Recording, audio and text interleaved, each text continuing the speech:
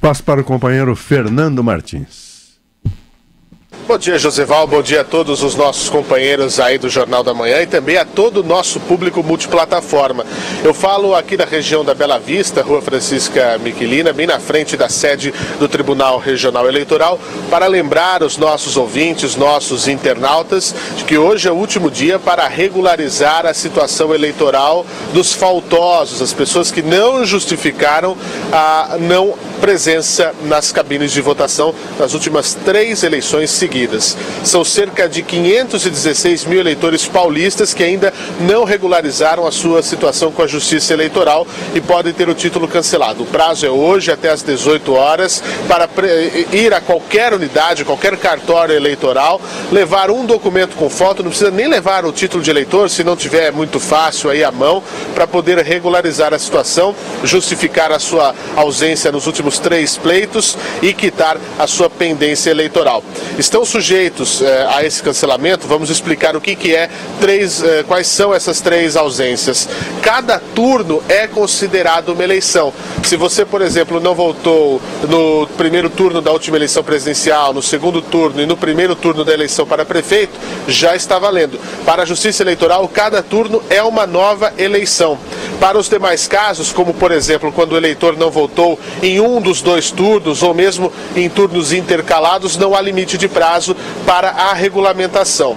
No estado de São Paulo, quase 98% dos 529.818 títulos eleitorais passíveis de cancelamento seguem irregulares. Na capital, somente 3.344 dos 122 mil títulos, 716 faltosos, ou seja, mais de 100 mil, só 2,7% acabaram aí regularizando a sua situação com a Justiça Eleitoral até o momento. O procedimento é bem rápido, é bem fácil, como eu disse, basta se dirigir a um cartório eleitoral com documento com foto e retirar a guia de multa. R$ 3,51 é a multa por turno, em qualquer cartório eleitoral do estado ou nos postos que estão instalados no poupa-tempo com o documento oficial. É possível ainda, se quiser, atualizar o cadastro da biometria, apresentando um comprovante de endereço para esses casos, caso o eleitor tenha também o título.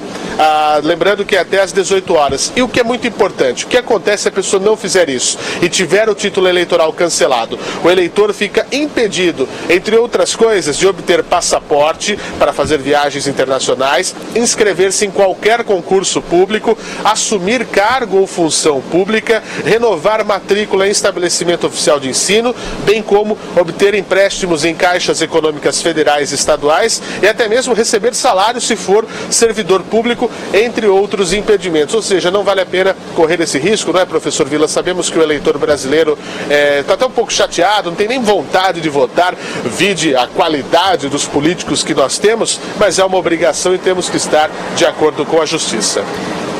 Sobre isso eu queria só comentar o seguinte, quer dizer, o voto é obrigatório no Brasil e esse é um tema que vez por outra entra a discussão se deve ou não ser obrigatório. Mesmo sendo obrigatório, muitas vezes você tem uma abstenção, não comparecimento à sessão eleitoral de 30%, 33%, 34%, depende da eleição. E quando você apura os votos, você tem um grande número de votos brancos e nulos tal. Significa também uma rejeição ao sistema eleitoral, a pessoa foi obrigada a tal. Eu sou radicalmente contra o voto obrigatório. Vários países não têm voto obrigatório. As democracias consolidadas não têm voto obrigatório. O voto obrigatório poderia ser justificado ali quando começou, a Justiça Eleitoral começou no Brasil, ela foi criada, melhor dizendo, em 1932, veio um código eleitoral, aí foi importante, porque criou o voto secreto, nós não tínhamos voto secreto, o voto era descoberto, imagina, você votava na frente do mesário e tal. O voto das mulheres, pela primeira vez na eleição de 1933, tudo isso foi um grande avanço para aquele momento tal.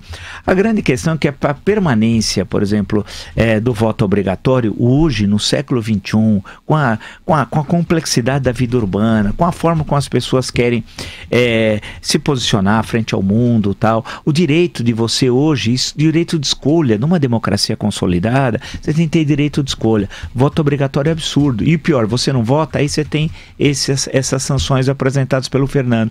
E é um problema, muitas vezes você precisa ir lá, cria uma série de dificuldades e tal. Eu acho que eu sou radicalmente contra o voto obrigatório. E pelo jeito, nunca ninguém vai ter coragem, apesar que Tem tantas reformas recentes que eu imaginei que não veria, mas eu acho que dificilmente os políticos tradicionais, essa elite política que está por aí, vai acabar com o voto obrigatório.